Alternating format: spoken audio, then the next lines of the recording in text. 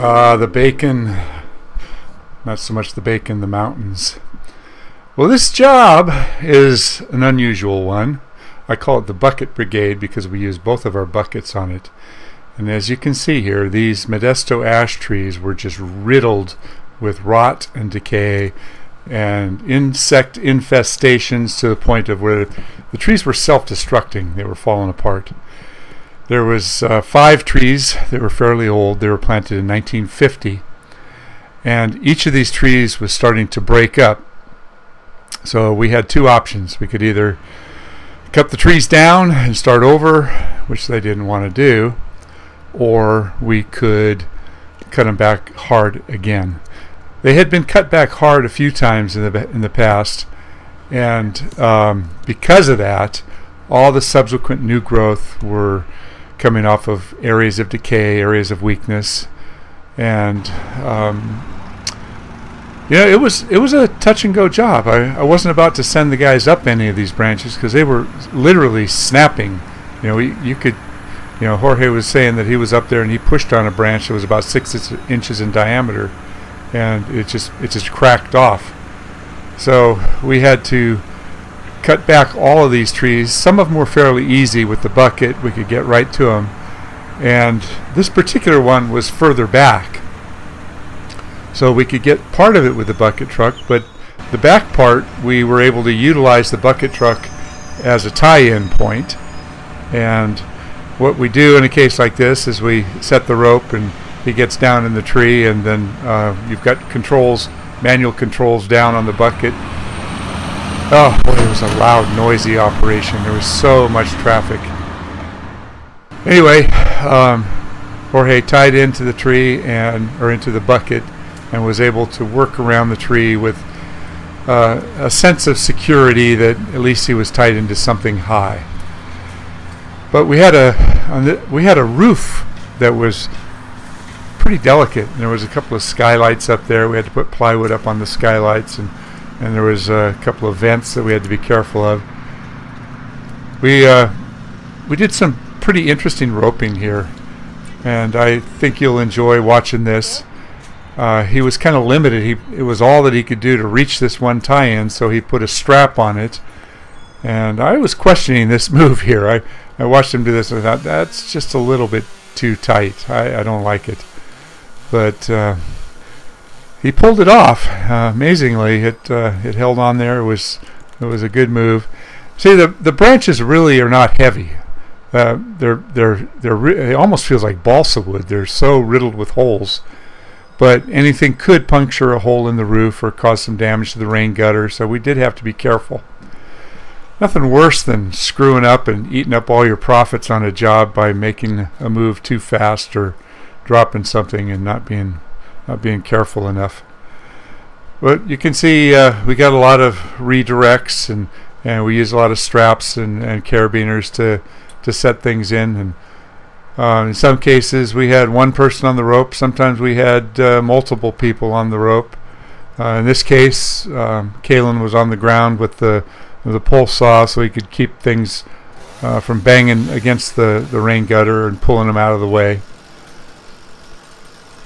Very impressed with this. The guys did a really good job. It's like I said, it's not very heavy, but you've got to remember this thing slams around, and he's in kind of a precarious spot to begin with.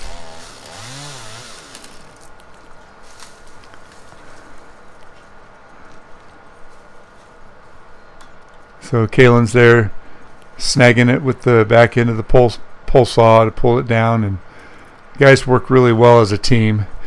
And we processed this tree fairly quickly, actually. It was just a couple of hours. And we were using both buckets on it. The neighbor was kind enough to let us set up in his driveway, and he had a long parking area in the back. So we couldn't get the big bucket back there, but we used the small bucket. Our buckets, we have one that reaches a height of about 65 feet, and the other one has a height of about 41 feet. But the 65-footer has a much, much greater reach. There you can see some of the decay and some of the problems that we were dealing with. There was animal holes, and the main crotch here they lost a big limb last year that hit the roof and caused some damage. So if you look closely there, you can see a big crack in the wood. And there's a lot of tight inclusions. And you have to understand that this is one of the species in our area, species of tree, that is recognized for having a lot of weaknesses. And this tree also is recognized for having big areas break out and a lot of failures associated with the Modesto ash. So you may not have this type of ash tree in your area. It's quite common in our area. It was planted extensively in the 50s and the 60s, and now that a lot of these trees are becoming mature, they're self-destructing. I want you to also take notice of all the brown leaves up there. That's the neighbor, by the way. He was the one that graciously let us use his backyard. But back to the brown leaves, you can see throughout the trees there's lots of areas that are afflicted by a disease called anthracnose. This is ash anthracnose, and this particular type of ash tree gets hammered by the anthracnose every spring when the new growth comes out. And a lot of times you'll have leaves that die all throughout the tree, but the limbs and the branches and the twigs are still alive. So you've got this unsightly situation with a lot of little patches. We broke out as much as we could and we cut it out, but at the end of the job the trees still don't look quite right. Now, there's one he dropped on the roof. Fortunately it was small and light. So we're doing the best we can. It feels like we're butchering these trees, but the alternative was to remove them. They didn't want to cut them down for, well, obviously it's a lot more expensive, but he does like the shade and he does like having some trees back here. And it's also a species of tree that will respond well to hard pruning. And if you know me at all, I'm always discouraging topping trees. And here I am telling the guys, okay, we've got to top all these trees. In most cases, topping trees is wrong. However, when you have a situation where that's the only alternative, you've got to do it sometimes. So if another tree service came by and saw what we were doing and didn't have a clue why we were doing it, they could easily be blasting us and saying, oh, you idiots, look what you're doing to those beautiful trees. Or if somebody else comes by after the job is done and sees all these topped ash trees, they're going to say, well, what a bunch of idiots. Well, it's not what I like to do. I really don't like to do this at all, because it does leave the trees choppy. Oh, look at that. The neighbor comes by, walks their dog. I sure hope she picks up after those dogs. In any case, back up in the tree, we ended up using both buckets for some of this stuff. One bucket was able to reach over the house a long ways, and we were able to do a lot of pole printer work. This is my small bucket truck. That's on a Dodge 3500. It's a 1-ton, and it's a real low profile truck. I've had this same small bucket now since I think '91, and it's a good little unit. It's a self-contained unit. It's got its own pony motor. This is actually the third truck that I've put this little bucket on, and it's the truck that I like to drive around in. I can pick up small jobs with it, but in this case, being able to get this truck in the backyard was it was such a blessing. It made things actually work. Could have taken us a whole nother day to get these trees trimmed out if we would have had to climb them and work with pole saws. But as it was, you can see that some of these branches out in the middle still needed to be done with a pole saw.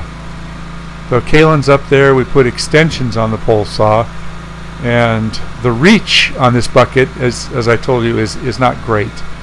The lower boom goes straight up and down, and the upper boom, it gets out there a bit, but it's nowhere near as good as the other bucket. But this was the best we could do. Poor Kalen, he was having one hell of a time. I know last week I was up in the bucket and I worked with the pole saw for most of the day, and my shoulders were so sore the next day. To be young again and be able to recover from this kind of stuff quickly. So they had to do some fancy rigging. They had to throw the rope and tie it off and he set up a tie further back, so it's a little sketchy here. He's making a pretty good sized cut. We've got a nice sharp pole saw. He's feeling it. Sorry, Kalen. Got to do what you got to do. Sometimes it's not fun, sometimes it's really hard. But he pulled it off and there wasn't any damage.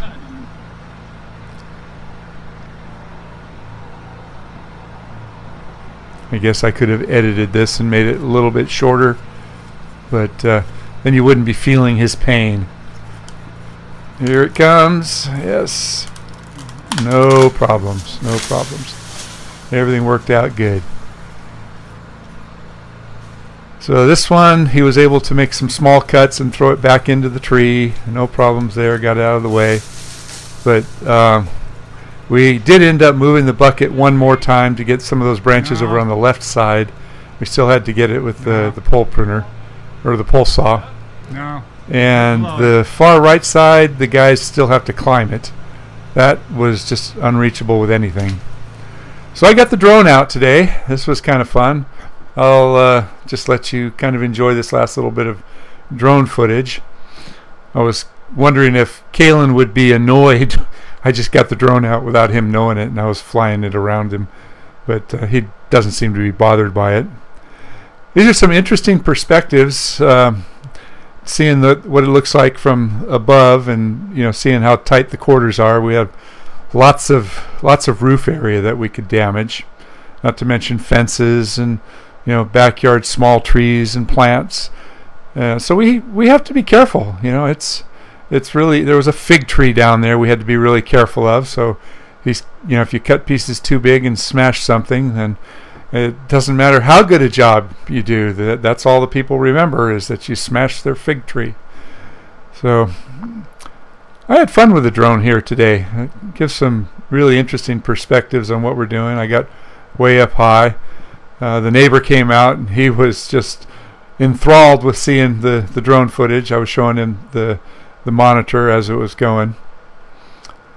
Took us 2 days to do all 5 of these Modesto Ash. There was a mountain of debris, a lot of chipping, a lot of wood too. That was actually my house. I slipped in a bit of drone footage that was wrong.